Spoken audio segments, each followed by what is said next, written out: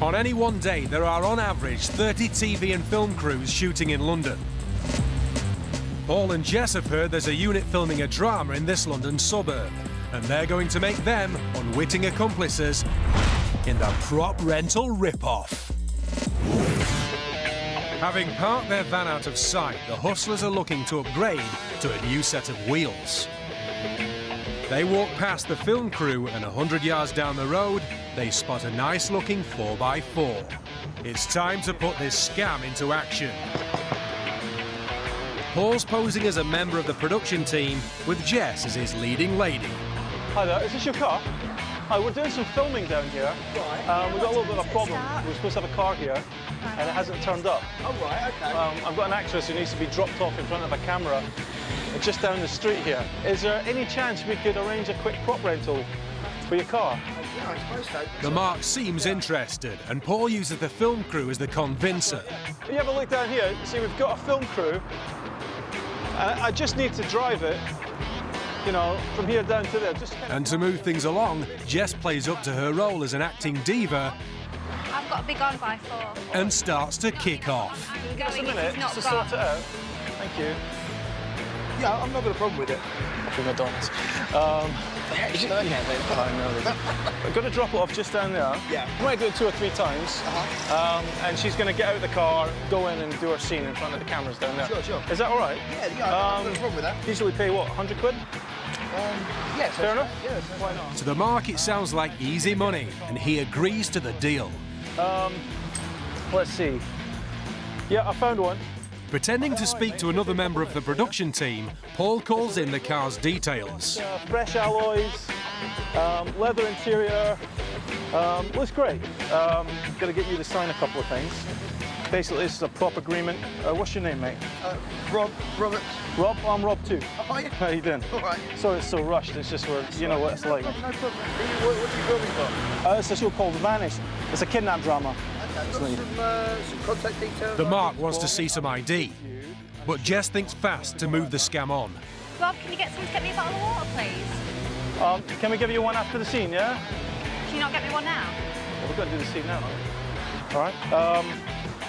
And if I can give you the sign there. Right here. Yeah. To close the deal, the Mark signs a rental agreement and Paul hands over £100 in cash. 100 for you.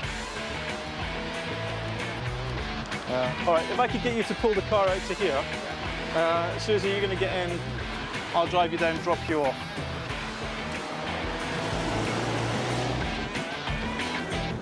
Susie's getting in the car now. Are you okay for jumping out, yeah?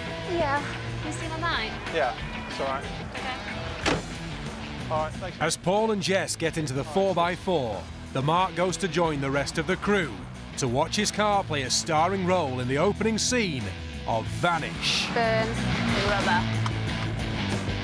But there is no scene. Jess and Paul drive right past the film unit and make a quick escape. When the Mark talks to the film crew, they've no idea who Paul and Jess are, and he slowly realises he's been taken for a ride. The guy just knocked on my door, offered me 100 quid, got me to sign a release for the car, got in the car, drove past, and I'm very worried that I'm now not going to see my car again. It's not my best decision ever. And it's about to get even worse. Yeah. The rental form was actually a sales agreement. I didn't even check it. He sold his 12 grand car for just £100 to a couple of hustlers. Stupid. Absolutely stupid. If you're offered that kind of deal and, you know, the film crews across the road, walk across the road with them. Say, is this right? Is this man with you? Just ask those kinds of ordinary questions. And if you're in any doubt whatsoever, ask a friend to come along and, you know, ask the questions that you're uncertain about. Just probe a little, because as soon as somebody's asked those challenging questions, if they're scamming you, they'll walk away, and they'll walk away very quickly. This is the gadget scam. Jess has a great offer which has attracted some interested punters.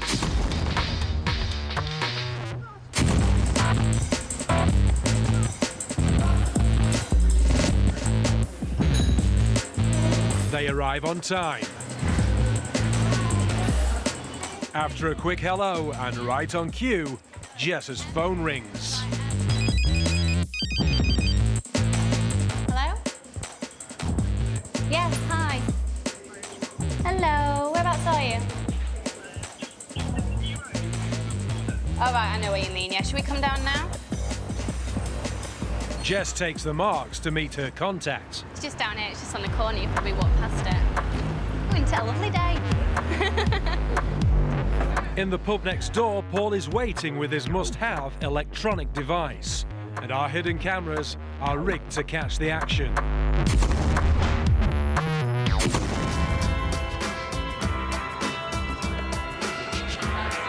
How you doing?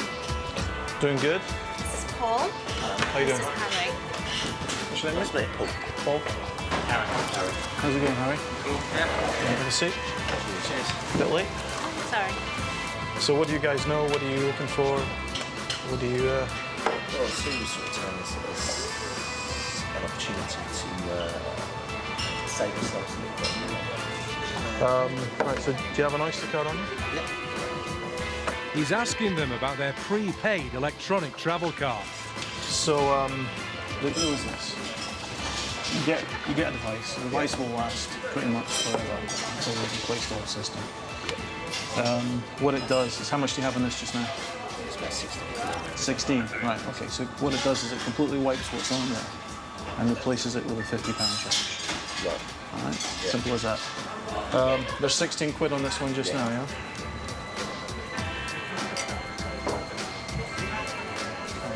So what you do is you hold this against here. You have to make sure that both these lights go on. Yeah? Yeah? Make sure both go on. Then you hold this against the device like that. Switch it on, takes about 5 seconds.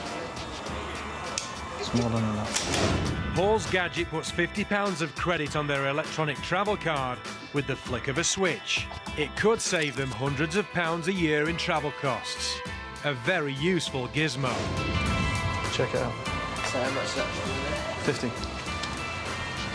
The mark is suspicious. 50. But I don't know that that's 50.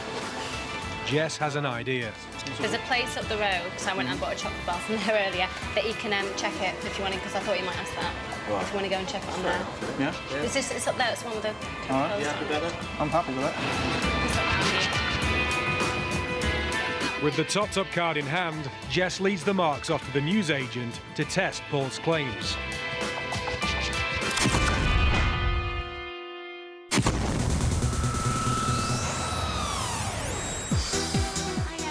Can we use your machine just to see how much it's got on his card? Sure enough, the card now shows £50 credit, a big improvement on its previous £16. Thank you very much. Cheers. Convinced Paul's gadget is the real deal, they return to the pub to talk money.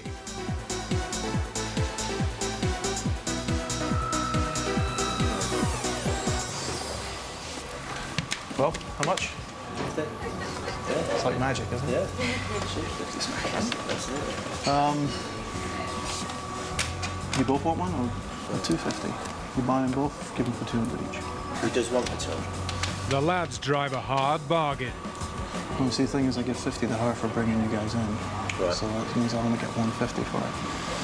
So why don't we say 220? You okay with 30?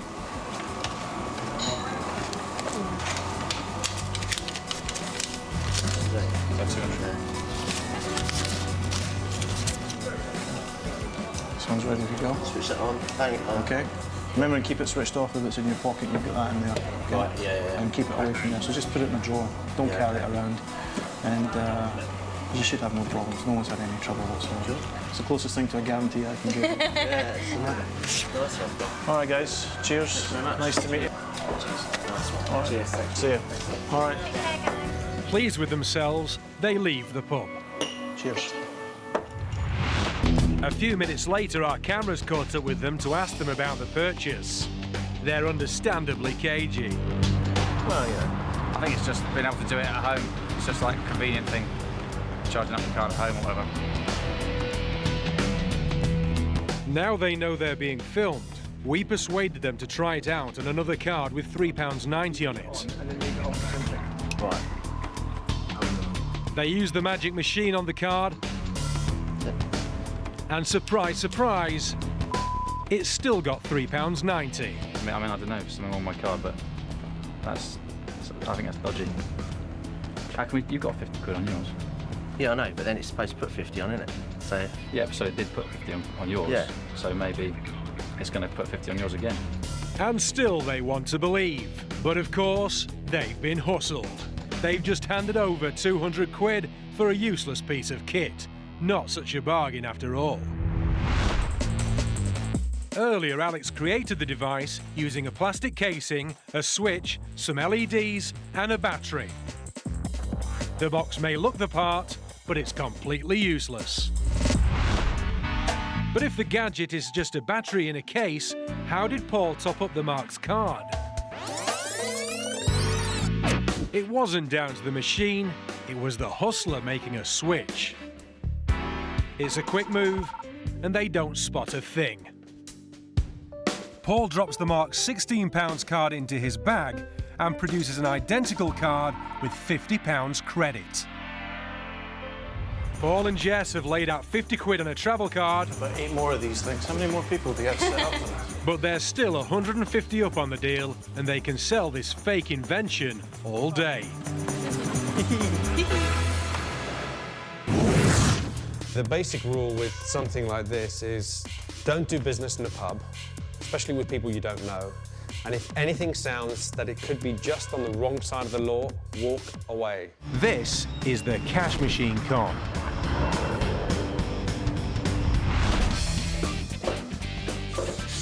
It's lovely. Yeah? Yeah. This is good, isn't it?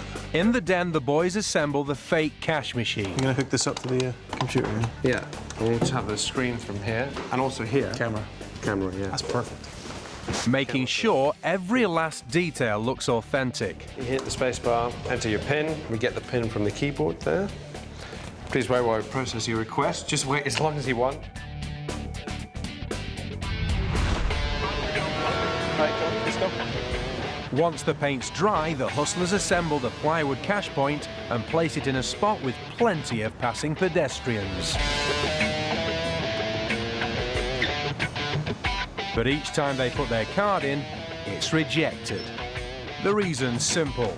Normal cash machines are supposed to be full of money, but this one's designed to hide a hustler. Thank you. Thank you. Oh, All right. yeah. That's fine. Bye. Watch fingers.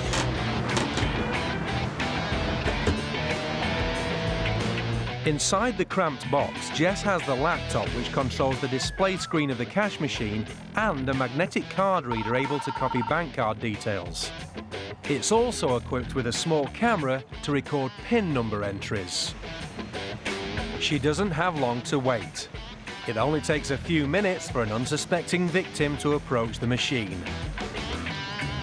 As soon as he inserts his card, Jess springs into action. While she quickly processes the card in the laptop, Paul keeps watch outside just in case the Mark realises the box is dodgy. Jess quickly posts the Mark's card back out of the machine. Frustrated that the cash point's not working, he goes in search of another ATM, unaware that he's just been scammed.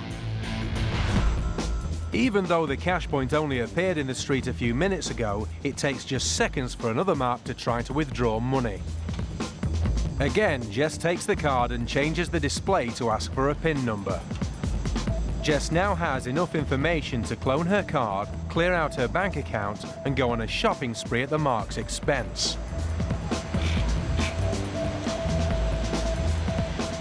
Another unsatisfied customer. Ever the thoughtful accomplice, Paul makes sure Jess doesn't dehydrate in the cramped box. Oh, thank you. There's a lot more cars to clone before Jess can stretch her legs.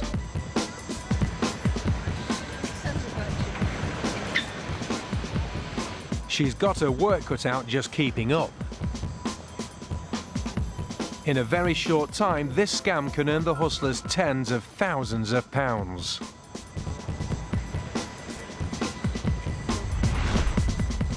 After just 2 hours, the hustlers have collected the account information and PIN numbers of 25 unsuspecting cardholders. It told me after I'd put my card in that it was unable to dispense cash. It looks like a normal, it's got all the functions, the buttons. I even give it a kick because it had no money, it was solid. So I cannot see how anyone would know my PIN number. Is it not a real cash machine? What a sweet I look. Well, you could draw anything out of my bank. I could have been cleaned out then. I could have been absolutely cleaned out. Oh dear. While this cash machine never gives you any money, it does pay out a tidy sum to the scam artists. And before anyone rumbles them, all they have to do is pack it up and move it to a street corner near you. You know, the cash machine that we put together was perfectly convincing. The colours matched similar machines elsewhere. You know, people just stopped, put their card in, and never even thought about it twice. They didn't look at the branding even. They just saw a machine that said it was going to give them cash. You know, the funny thing is, when people were walking up to us as we were setting up, they wanted to use the cash machine, and we were saying, sorry, mate, we'll be ready in about 10 minutes. I'll come right back then. You know, even when they saw the camera crew, they saw us setting up, they saw us putting somebody inside the box. And how comfortable was it, Jess? Started to get slightly uncomfortable after a while. Paul and Jess are about to turn their hands to a new line of work as recruitment consultants. They've hired office space for the day and need to deck the place out to look the business. They've got the logo, they've got the office banter. Give me a cup of tea then, there's a good girl. Don't you dare call me a good girl, Paul. It's a highly professional outfit. And it needs to be, because this is the recruitment scam.